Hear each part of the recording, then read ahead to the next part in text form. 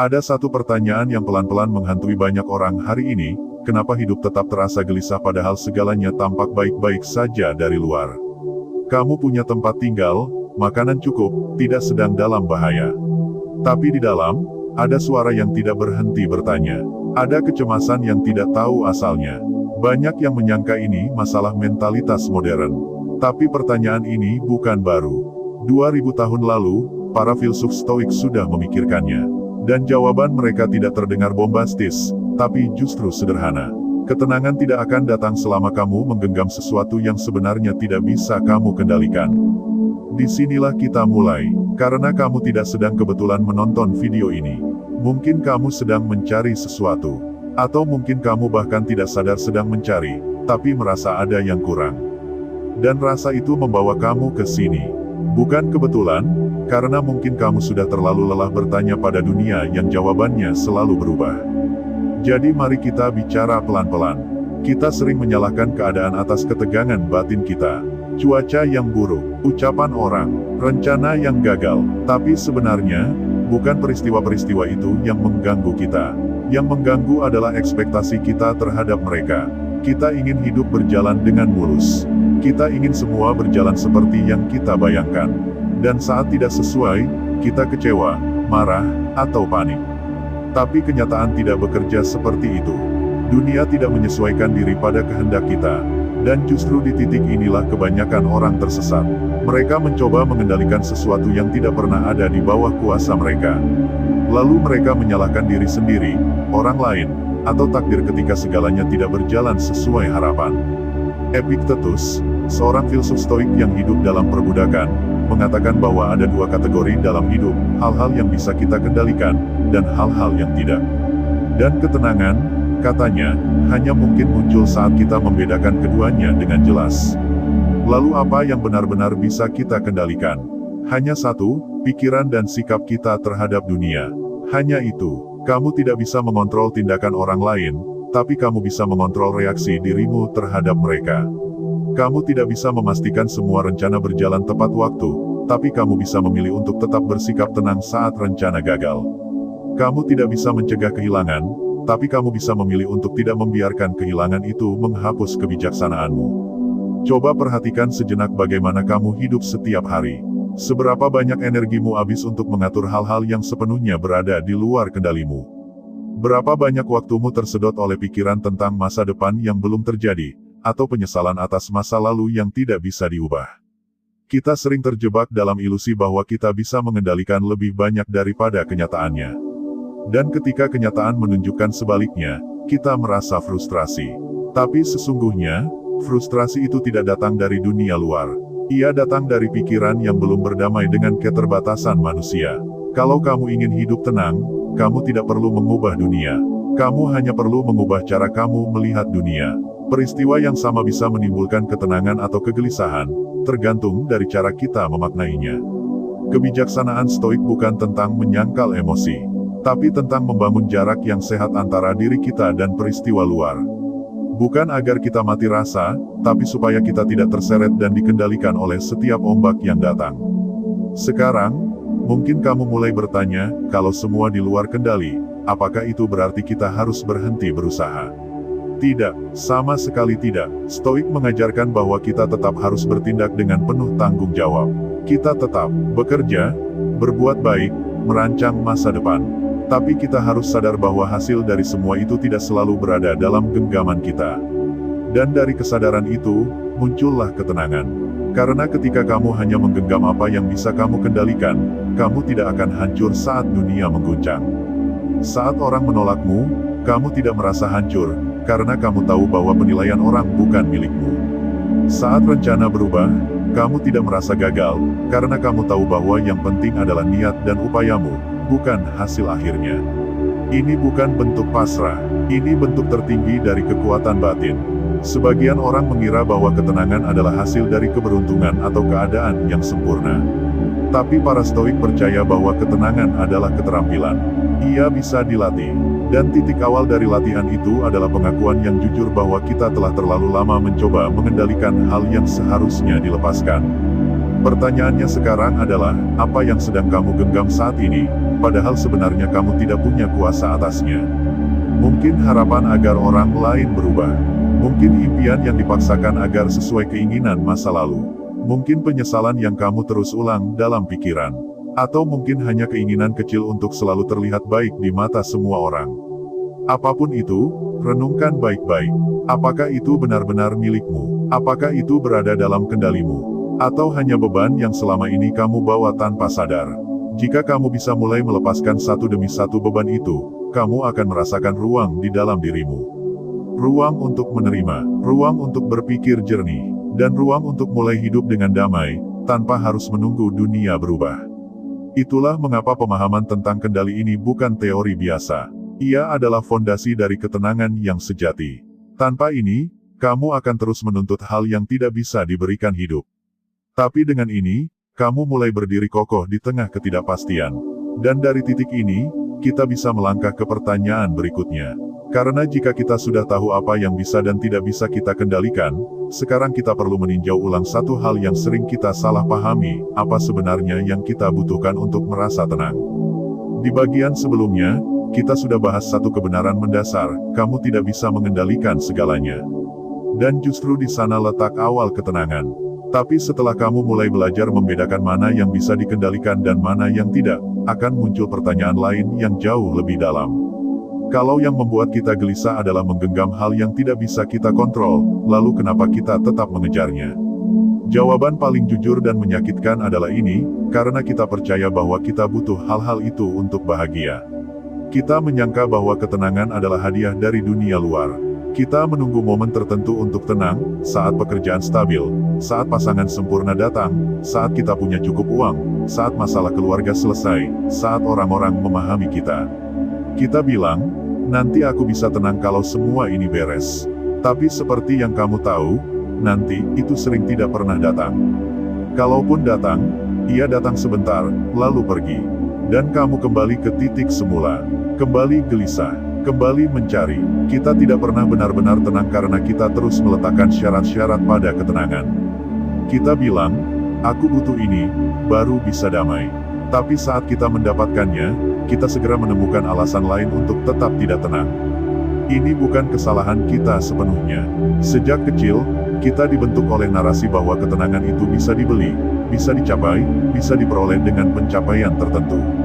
Kita dikondisikan untuk merasa bahwa ada sesuatu di luar sana yang, kalau kita punya, hidup akan sempurna. Tapi Stoik membongkar ilusi ini dengan cara yang radikal. Marcus Aurelius, seorang kaisar Romawi yang juga penulis Meditations, menulis setiap malam untuk mengingatkan dirinya bahwa tidak ada ketenangan sejati di luar pikirannya sendiri.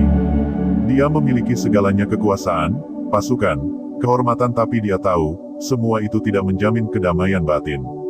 Lalu bagaimana dengan kita, yang jauh dari status kaisar? Kenapa kita masih percaya bahwa kita butuh hal-hal tertentu untuk tenang? Mungkin karena kita belum benar-benar bertanya pada diri sendiri, benarkah aku butuh ini? Atau hanya terbiasa berpikir bahwa aku membutuhkannya? Kamu bisa mulai mengecek keyakinanmu. Pilih satu hal yang selama ini kamu kejar.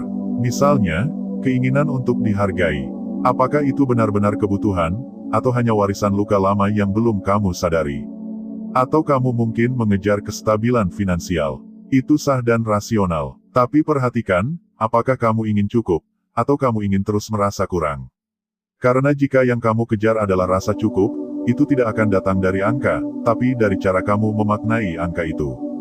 Banyak orang menjadi gelisah bukan karena mereka miskin, tapi karena mereka mengukur diri mereka dari standar orang lain. Mereka merasa belum berhasil karena belum setara dengan orang yang mereka lihat di media sosial. Tapi mereka lupa, ketenangan tidak mengenal perbandingan. Ia hanya muncul saat kamu bisa duduk diam, menatap dirimu sendiri, dan berkata, ini sudah cukup untuk saat ini. Seneca, filsuf Stoik yang kaya raya, pernah mengatakan, orang miskin bukanlah mereka yang memiliki sedikit, tapi mereka yang selalu merasa kurang. Pernyataan ini membalik seluruh sistem nilai yang hari ini mendikte kita. Kamu bisa memiliki banyak hal, tapi kalau kamu masih merasa harus mendapatkan lebih dan lebih lagi demi rasa damai yang tak pernah datang, berarti kamu belum benar-benar paham apa itu cukup. Maka penting untuk kamu tanya sekarang, apa yang kamu kejar hari ini? Dan siapa yang menanamkan keyakinan bahwa kamu butuh itu? Kamu mungkin berkata, aku ingin dihargai karena aku ingin merasa berharga. Tapi Stoik akan bertanya, apakah kamu benar-benar membutuhkan validasi itu untuk merasa berharga, atau kamu hanya belum pernah duduk sendirian dan benar-benar mengenal dirimu?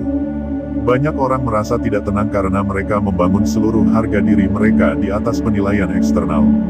Jumlah follower, jabatan, gaya hidup, penampilan, tapi semua itu bisa berubah dalam semalam.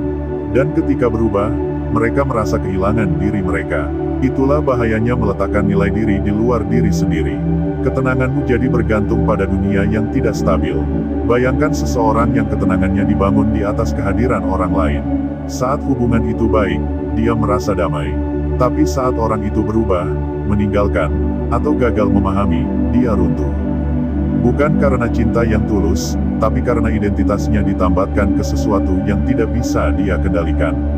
Stoik mengajak kita kembali ke pusat kendali, pikiran dan persepsi. Karena hanya di sanalah kamu bisa membangun ketenangan yang tidak bisa diambil siapapun. Itu sebabnya mereka mengajarkan bahwa kamu harus mencurigai setiap keinginan yang datang dengan embel-embel, kalau aku punya ini, aku baru bisa tenang. Kalimat itu terdengar masuk akal, tapi bisa jadi adalah jebakan pikiran yang halus. Karena seringkali, yang kamu kira kamu butuh, sebenarnya bukan kebutuhan sejati. Tapi hanya bayangan dari rasa takut yang belum kamu hadapi. Takut ditolak, takut tidak dihargai, takut tidak dianggap cukup, takut sendirian, takut gagal. Semua ketakutan ini memunculkan keinginan-keinginan palsu yang tampak masuk akal. Dan dari keinginan itulah kita mengejar banyak hal yang tidak membawa ketenangan. Lalu bagaimana caranya membedakan mana yang benar-benar kebutuhan, dan mana yang hanya reaksi dari luka lama? Dengan diam, dengan memperlambat langkahmu, dengan menyelami pikiranmu seperti menyelam ke dasar laut. Diam bukan berarti tidak bergerak, tapi memberi ruang agar kamu bisa mendengar suara batinmu sendiri tanpa kebisingan dari luar.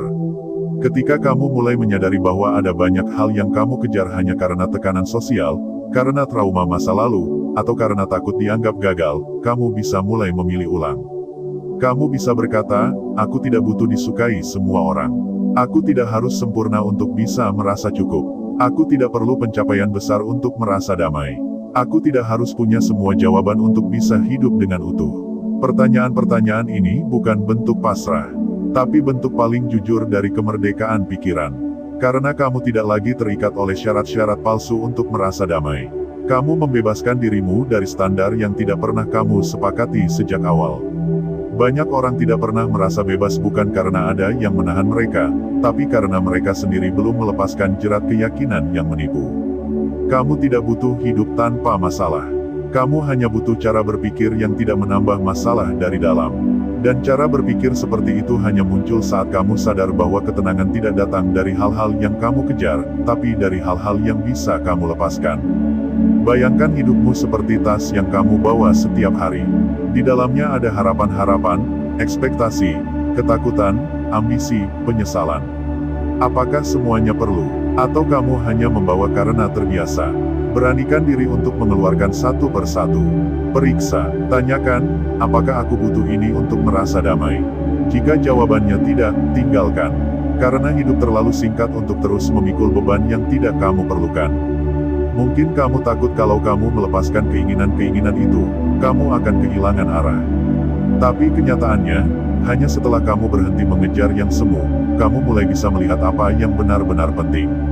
Kamu mulai hidup bukan untuk memuaskan ekspektasi orang lain, tapi untuk hidup selaras dengan nilai-nilai yang kamu yakini. Kamu tidak lagi mencari pengakuan, karena kamu sudah cukup mengenal dirimu. Dan dari situ, ketenangan hadir. Diam-diam, dalam, tidak menggelegar, tapi mengakar.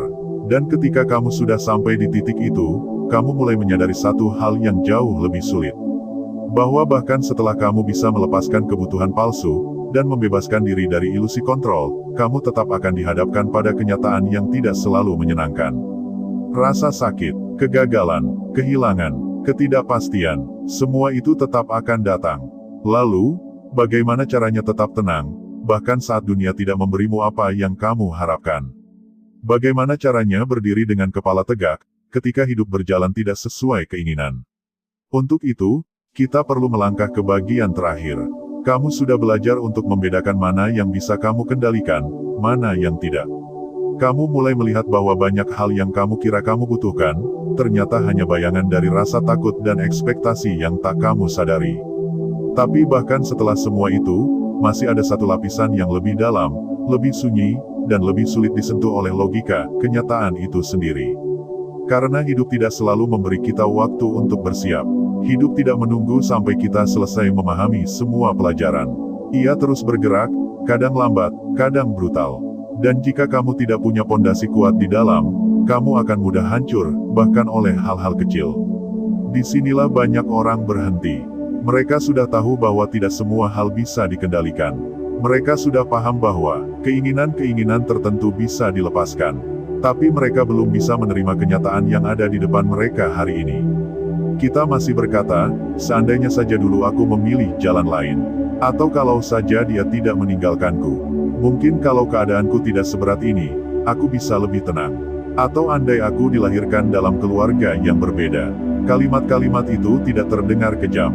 Mereka bahkan terasa seperti pelipur lara.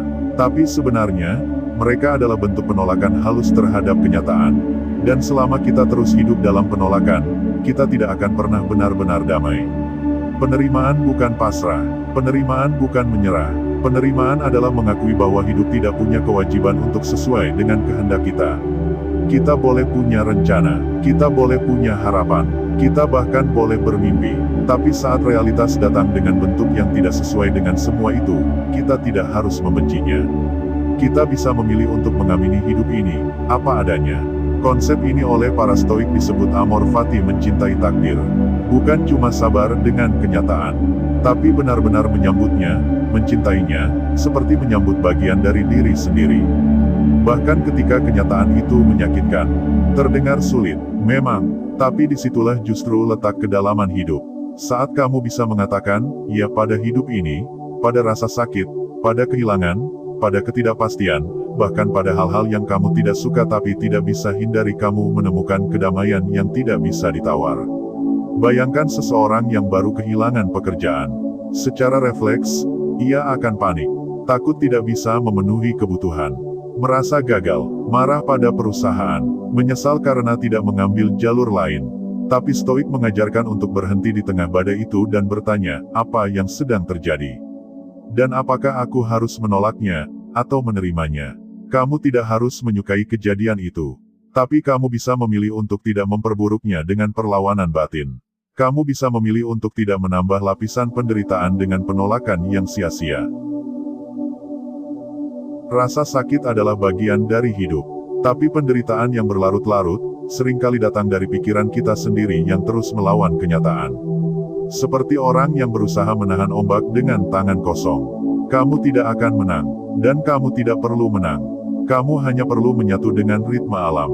Marcus Aurelius menulis dalam Meditations, jika kamu tidak suka sesuatu, ubah itu. Jika kamu tidak bisa ubah caramu memandangnya.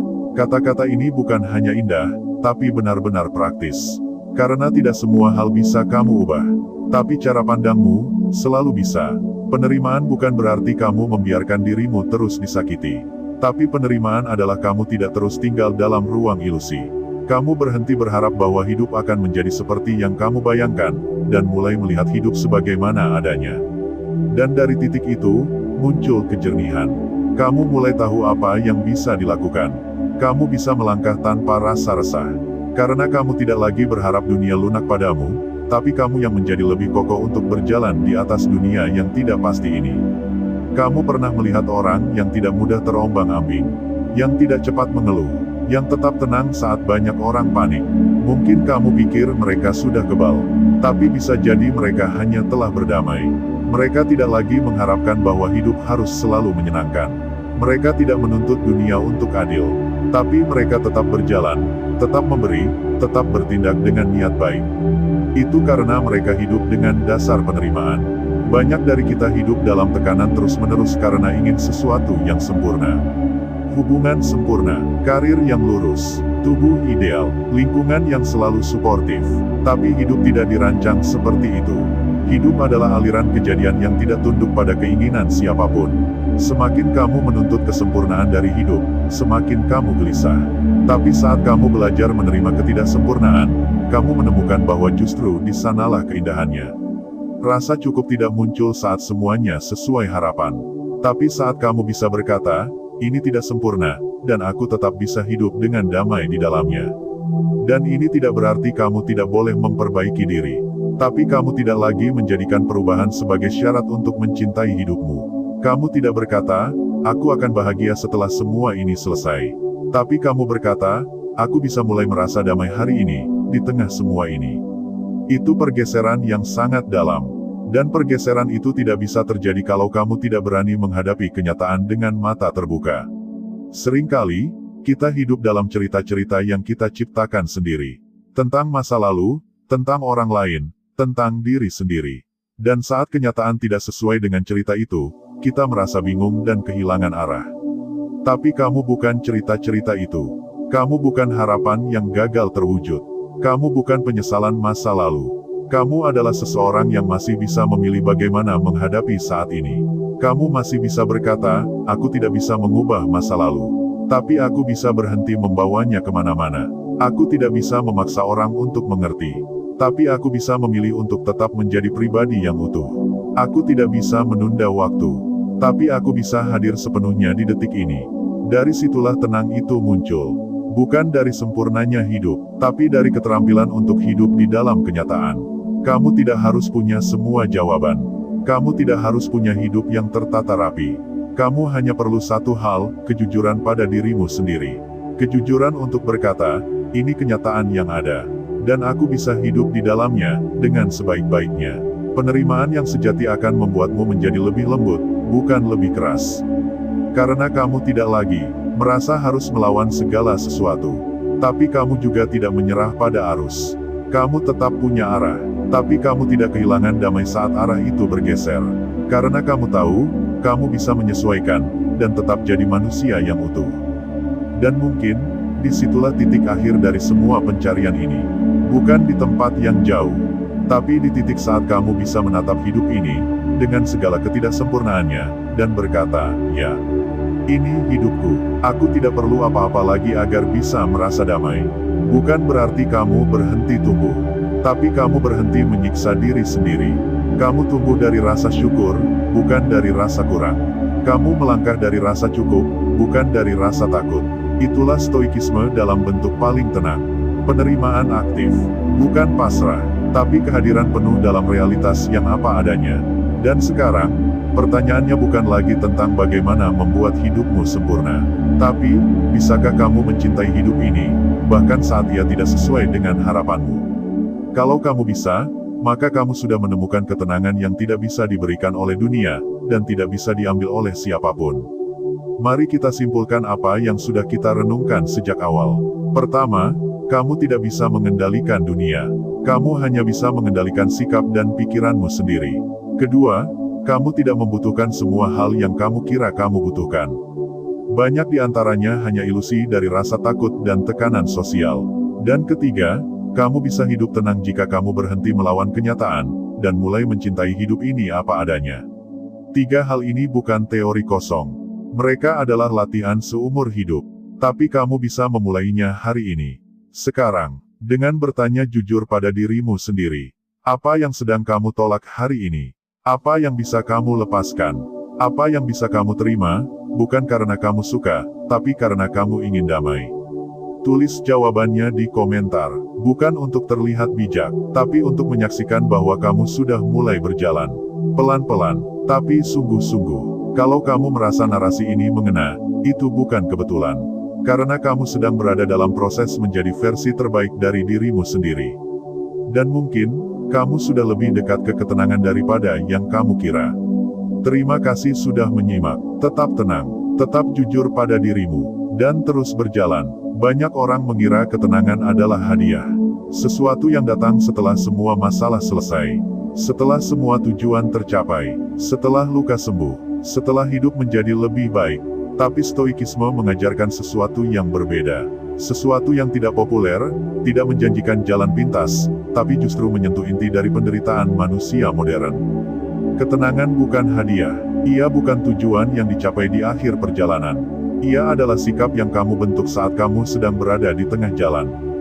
Bahkan di jalan yang penuh batu, gelap, tidak pasti, dan terkadang menyakitkan. Ketenangan bukan destinasi, ia adalah cara berjalan. Selama 3 bagian sebelumnya, kamu sudah diajak melihat ke dalam, ke akar dari keresahanmu. Dan sekarang, kita akan duduk sejenak. Bukan untuk berlari lagi, tapi untuk benar-benar merenungkan apa yang telah kamu pelajari. Mari kita buka ulang. 1. Kamu tidak bisa mengendalikan dunia.